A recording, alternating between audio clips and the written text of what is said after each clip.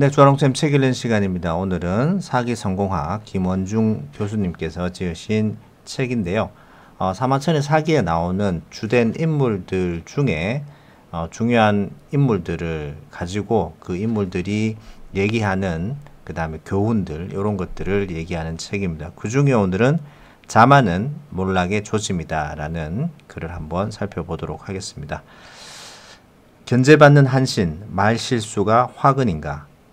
결과가 좋아야 그 사람의 이력에 긍정적인 평가가 따른다. 제 아무리 성공했다 한들 자기를 과신하여 몸가짐을 조심하지 않으면 한순간에 몰락할 수도 있다. 젊었을 때의 한신은 그야말로 형편없는 존재였다. 귀족 출신이었던 그는 밥은 얻어먹고 다닐지언정 칼만큼은 큰 것을 차고 다녔는데 동네 불량배들에게 놀림받고 가랑이 밑에 기어가는 수모를 겪기도 한다. 치욕의 세월을 보내던 중 항량과 항우가 들고 일어나자 한신은 그들에게 갔지만 그들은 한신을 받아두지 않았다. 그러다 유방 측근 중 핵심이요 인사행정을 맡았던 소아의 눈에 들어 대장에 임명되고 비로소 승승장구하기 시작한다. 어느 날 고조는 한신과 함께 여러 장수의 능력을 마음 놓고 말하면서 각각 등급을 매겼다.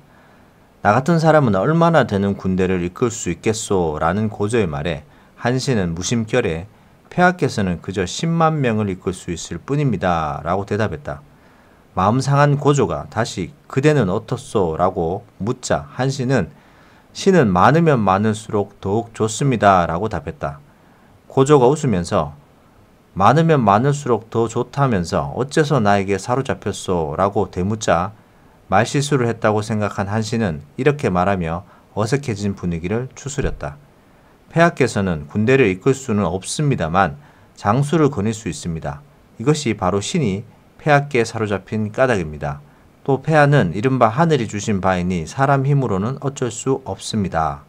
한신은 간신히 고조를 지켜 세우는 말로 마무리 지었지만 이미 고조의 마음속으로는 한신은 위험인물로 점찍어 두고 있었다. 이 다다익선이라는 말 한마디는 한신의 성품을 그대로 보여주는 것이기도 하다.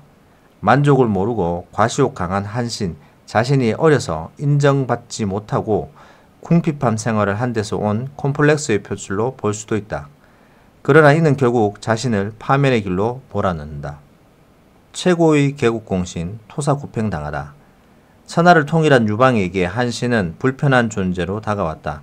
한신의 군사력을 약화시키기 위해 유방은 한신에게 정예병을 빼앗아갔고 심지어 한신의 군대를 자신이 지휘하면서 한신의 군대 병부까지 빼돌려 갈 정도였다. 한신도 자신을 조여온 위험의 그림자를 감지했다. 한신은 유방에게 잘 보이기 위해 평소 유방이 원한을 품고 있던 종림의 목을 가지고 가기도 했다. 그럼에도 한신은 결국 정말 사람들 말에 날랜 토끼가 죽으면 훌륭한 사냥개를 삶아 죽이고 높이 나는 새가 모두 없어지면 좋은 활은 치워진다. 적을 깨뜨리고 나면 지혜와 지모가 있는 신하는 죽게 된다 라고 하더니 천하가 이미 평정되었으니 내가 삼겨 죽는 것은 당연하구나 라는 말을 남기면서 포박당한다.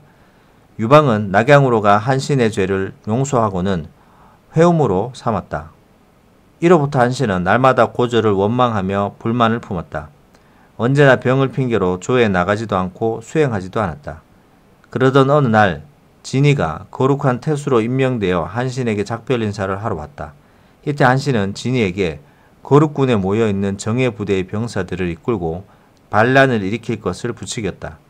얼마 후 진이가 정말로 모반하자 고조 유방은 그를 토벌하기 위해 직접 떠났다. 그 사이 한신은 거짓 조서를 내려 여태우와 태자를 습격하려 했다.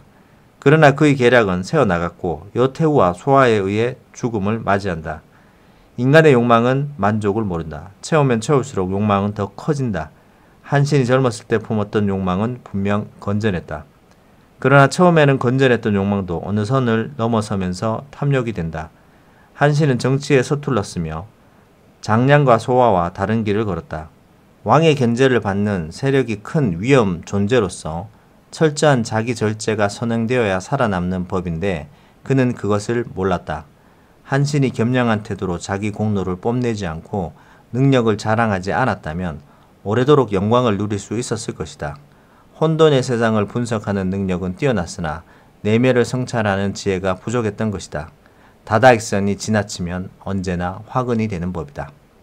자, 여기까지입니다. 짧은 글이고 한 인물에 대한 어떤 교훈을 말해주는 건데요.